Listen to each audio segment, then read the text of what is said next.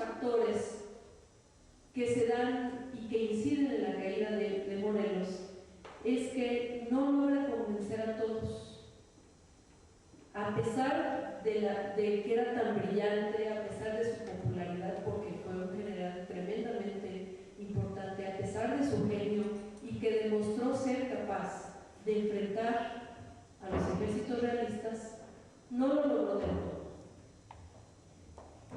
Y estos problemas son más evidentes después del desastre de Valladolid. ¿Recuerdan ustedes que es derrotado completamente en las lomas de Santa María por Ciriaco de Llano y por Iturbide? Y esto marca completamente el declive de Morelos.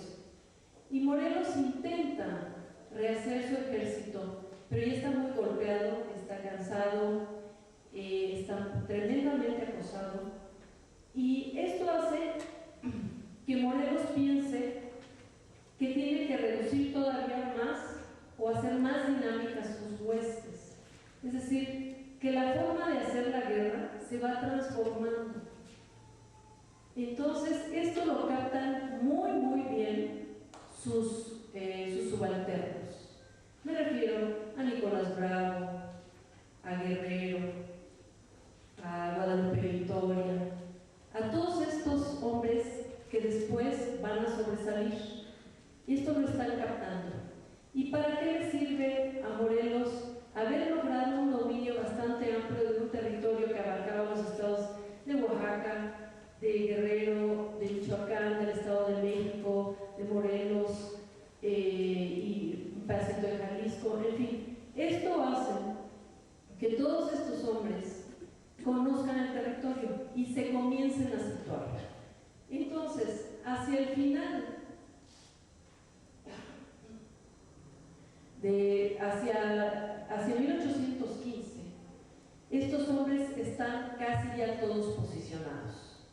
Guadalupe Victoria ya está en Veracruz, Manuel Mier Terán está en Oaxaca, Guerrero está en el ahora estado de Guerrero, recordemos que no se llamaba así, y ellos van a ser los principales jefes que van a destacar. Entonces, lo que va ocurriendo con estas formas de operar es que los realistas se concentran en las ciudades y en los pueblos o villas de cierta importancia, mientras que los insurgentes se dedican a fortificarse. ¿Y qué hacen? Bueno, en estos fuertes se abastecen, tienen sus talleres para preparar sus armas y desde ahí hostilizan con pequeñas partidas a los realistas, pero también, y porque estos sitios generalmente están cerca de los caminos, establecen peajes, es decir, el pago por el paso del camino a quien transite por ahí, extorsionan o amenazan a los comerciantes. Entonces los comerciantes empiezan a hacer contribuciones regulares para que las mercancías puedan transitar.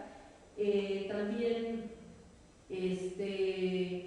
controlan lo que es el campo, se adueñan de algunas haciendas, en fin, que este método que hace que los insurgentes se dispersen hace parecer que tienen un gran control del territorio. Entonces, esto tiene un efecto psicológico sobre los realistas. Resulta que los realistas empiezan a ver insurgentes por todos lados. Andan aquí, andan allá, están en tal hacienda, andan por tal camino, por todos lados. Y eso les provoca mucha desesperación. El otro efecto es que organizar la logística de guerra para los realistas se vuelve tremendamente complicado. ¿Cómo se va a abastecer el ejército realista? ¿En qué punto? Resulta que tienen que empezar a operar de manera similar como los insurgentes. Entonces los realistas empiezan a partir sus propios ejércitos. Entonces fulano de tal se va allá por donde anda el cabecilla tal, tú te vas para allá a atacar a fulano. Entonces empieza también a el ejército realista para poder enfrentar a este montón de partidas que andan dispersas. Y eso, les digo, provoca que sea muy costoso sostener ese ejército.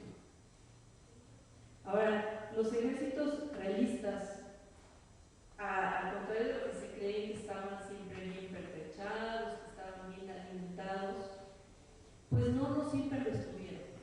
Había muchas enfermedades entre ellos, había mucho escorbuto, sarna, enfermedades venéreas, y a veces no les llegaba la paga a tiempo, y muchos de ellos, ante el cansancio, ante la situación, optaban por pasarse a las filas insurgentes.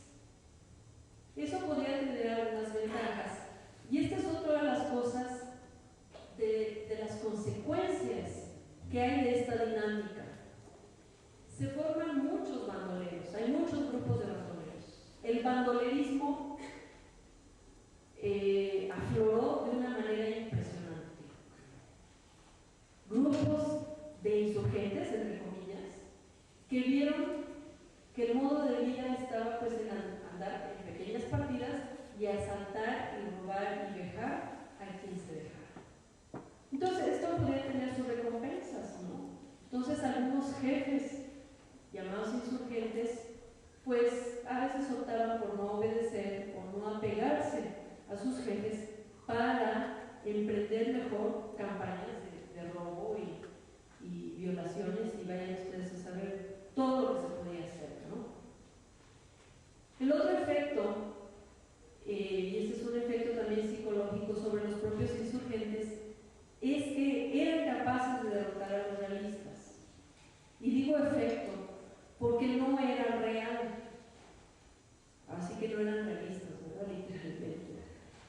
Es decir, creen que pueden con los realistas, parece que pueden contra los realistas, les dan golpes, pero realmente no están hiriendo severamente a toda esta estructura virreinal, llamémosla así. Entonces, esto va a hacer que durante estos largos 5 años haya agotamiento, haya cansancio, y que Calleja primero y luego Apodaca vayan pensando en cómo van a solucionar el problema.